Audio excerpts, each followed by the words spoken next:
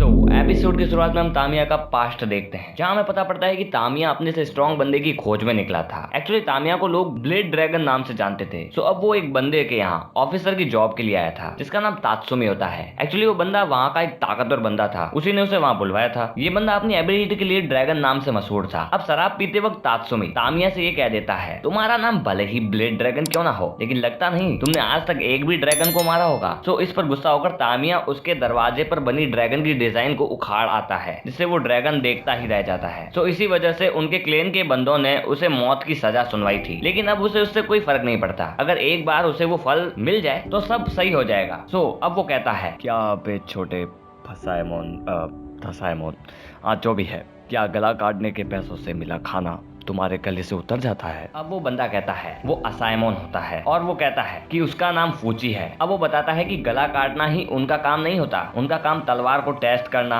और दवाइयां बनाना भी है। और एक्चुअली मुझे ये फूची बंदा साइको लगता है। ये भले ही लोगों की बॉडी को दवाओं के प्रति कैपेबिलिटी के लिए टेस्ट करता है, लेकिन इसकी ये मुस्कुराहट मुझे कुछ गलत साउंड कर रही है। अब तामिया अपने हाथ खोल देता है, जिस पर फूची पूछता है कि आखिर तुम करना क्या चाहते हो। इस पर तामिया कहता है कि वो सभी को खत्म करना चाहता है, ताकि जिसे वो आसानी से एलिक्सर ऑफ लाइफ को ढूंढ पाए। एक्चुअली वो उन लोगों की फाइटिंग स्किल्स देखकर उनसे लड़ना चाहता था, और कब से ना चली उसकी वो तलवार को भी चलाना चाहता था। एक्चुअली फूची ये सोचता है कि ये जॉब ही ऐसी है, यहाँ एक बिना जहर वाले कीड़े को जहरीला बनाया जाता है, और वो कीड़ा जितना ज्यादा जहरीले कीड़ों के साथ रुकेगा वो उतना ही और जहरीला होता जाएगा। लेकिन तभी फूची को सोगन के बंदों की याद आती है, जो कि इन छोटे कीड़े मकोड़ों से कुछ ज्यादा ही स्ट्रॉन्ग और वेनमस है। लेकिन अब उन छोटे इंसेक्ट को खत्म करने वाला आ गया है, यानी ये बड़ा मॉन्स्टर। अब वहीं दूसरे और गाबी मारू ये सोचता है कि आखिर ये क्या है, क्या कोई मछली, लेकिन उसके हाथों में तो माला भी है। अब वो मॉन्स्टर अपने बंधे हाथों को तोड़कर उस पर वार करता है, लेकिन उसे डॉज करके गाबी मारू उसका मुंह फाड़ देता है। लेकिन वो मॉन्स्टर ऐसे नहीं रुकता, वो गाबी मारू का पांव पकड़कर उससे जमीन में ठोकता है। अब गाबी मारू को अपने चीफ का बताया शिनोबी रूल नंबर 1 याद आता है, हमें कभी भी अनजान से लड़ाई नहीं करनी चाहिए। इस पर गाबी मारू सोचता है कि क्या वो दोनों भाग जाएं, या वो अकेला ही यहाँ से पतली गली पकड़कर निकल जाए। लेकिन सोचने में ही उसे उस मॉन्स्टर का ध्यान नहीं रहता। वो मॉन्स्टर अपने टेंटिकल से उसे काफी कसकर जकड़ लेता है और दूर तक घसीटता जाता है। अब गाबी मारू को हल्का खून आ जाता है। इस पर सागिरी सोचती है कि क्या गाबी मारू भी इंजर्ड हो सकता है। इस पर गाबी मारू उसे भाग चलने के लिए कहता है, लेकिन अब हम क्या देखते हैं कि उनके चारों ओर अलग अलग तरह के स्पिरिचुअल मॉन्स्टर आ जाते हैं और उन्हें घेर लेते हैं। इस पर गाबी मारू अपना मास्क लगा लेता है और तैयार हो जाता है, और उन सभी को लगातार मारता ही जाता है। वहीं दूसरी ओर सागिरी ये सोच रही होती है कि सब कुछ ही घंटों में बदल गया। वो सोचती है कि क्या वो सही में स्वर्ग में आई है या फिर कहीं और। तभी एक बुद्धिस्ट स्टैचू सी दिखने वाला मॉन्स्टर सागिरी के पीछे आ जाता है, लेकिन तभी गाबी मारू अनकॉन्शियस होकर उसका हाथ काट देता है और सागिरी को बचा लेता है। गाबी मारू ये बात खुद भी नहीं समझ पाता। तभी वो फिश वाला मॉन्स्टर उस पर अटैक करता है, लेकिन तभी एक दूसरा असाइमोन उस मॉन्स्टर को मार देता है। अब फिर से हम मिलते हैं यूजुरिया से। यूजुरिया गाबी मारू को देखकर उससे मिलने की खुशी जताती है। तभी गाबी मारू उससे रूडली बात करने ही वाला होता है, लेकिन तभी उसे अपनी पत्नी की बात याद आती है, जहाँ वो ये कहती है कि जब भी हमारी कोई मदद करे तो हमें उसे थैंक यू बोलकर ग्रीट करना चाहिए। इस पर गाबी मारू ने प्यार से थैंक्स बोलता है। अब यूजुरिया उससे कहती है कि तुम इन मॉन्स्टर से अकेले ही लड़ रहे थे और तुमने इसकी जान भी बचाई।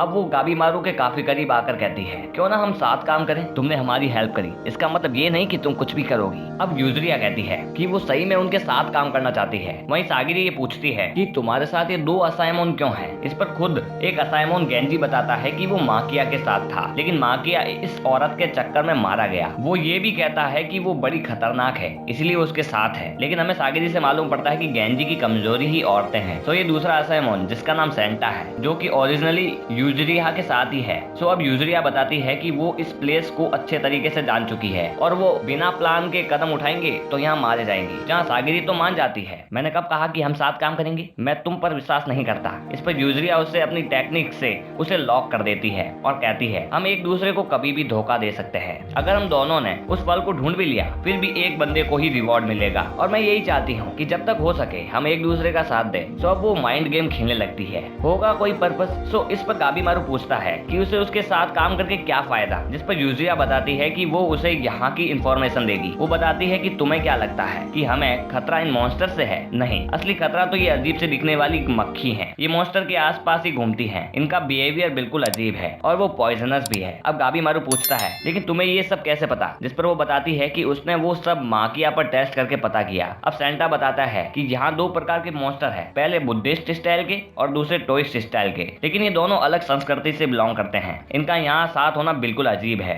सो अब यूजुरिहा कहती है कि इसीलिए तो साथ काम करना चाहती है वो। इस पर गाबी पूछता है कि तुम ये सब हमें क्यों बता रही हो। इस पर यूजुरिहा बताती है कि उसकी एक छोटी बहन है जिसे गंभीर बीमारी है और पैसों की कमी की वजह से उसने कासुमिदानी के काई को ज्वाइन किया, लेकिन काई तो मिजोरेदानी से बिलोंग करते हैं। एक्चुअली यूजुरिहा झूठ बोल रही होती है, जो गाबी समझ जाता है। सो अब गाबी पूछता है कि तुमने माकिया के साथ और क्या क्या किया, लेकिन यूजुरिहा उसे और कुछ भी नहीं बताती। सो अब गाबी मान जाता है। सो वहीं सागिरी अपने आप को एक कमजोर बताकर बेहोश हो जाती है। सो अब हम मिलते हैं तोमा से, जो कि एक एग्जीक्यूटर होता है और साथ ही वो अजा का भाई भी है। तो वो अजा को वहाँ से बाहर निकलवाने के लिए ही एक एग्जीक्यूटर बना था। सो वो भी इन मॉन्स्टर से मिलते हैं, जहाँ अजा उन्हें मारने लगता है। वहीं तोमा अपने बड़े भाई की स्ट्रेंथ देखकर खुश हो जाता है और हमें उनका पास्ट दिखाया जाता है, जहाँ उसकी माँ उन्हें बचपन में ही छोड़ जाती है। वहीं उसके फादर को चीफ को धोखा देने पर उसका सर कलम कर दिया जाता है। वहीं भीख मांगते वक्त कुछ वसूली करने वाले उन्हें पकड़ लेते हैं, लेकिन अजा सिचुएशन को परखने में काफी होशियार था। वो सिचुएशन के हिसाब से बदल जाता था। तो अब हम देखते हैं कि एक मॉन्स्टर तोमा के बाल पकड़ लेता है, लेकिन अजा उसे इग्नोर करके वहाँ से भाग जाता है, क्योंकि अजा कभी भी बदला नहीं। तभी तो वो एक स्ट्रॉन्ग है। वो जानता है कि उसका भाई उसे आसानी से खत्म कर देगा, लेकिन अजा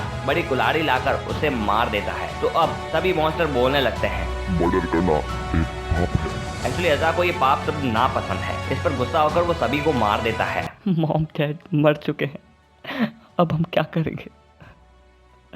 रो मत तोमा, अगर तुम कमजोर बनोगी तो मारे जाओगे। तुम किसी पर नहीं पर मुझ पर विश्वास रखो, मैं तुम्हारा बड़ा भाई हूँ। अब अजा समझ जाता है कि अगर ऐसे मॉन्स्टर यहाँ हैं तो इसका मतलब वो फ्रूट भी यहाँ जरूर मिलेगा। लेकिन तोमा इस पर कहता है क्या होगा अगर कोई और सर्वाइवर भी हुआ तो। ऐसा कहते हैं कि ये एपिसोड एंड हो जाता है। गाइस अगर वीडियो पसंद आई हो तो वीडियो को लाइक कर देना, चैनल को सब्सक्राइब कर देना। मिलते हैं अगली वीडियो में। Till then bye.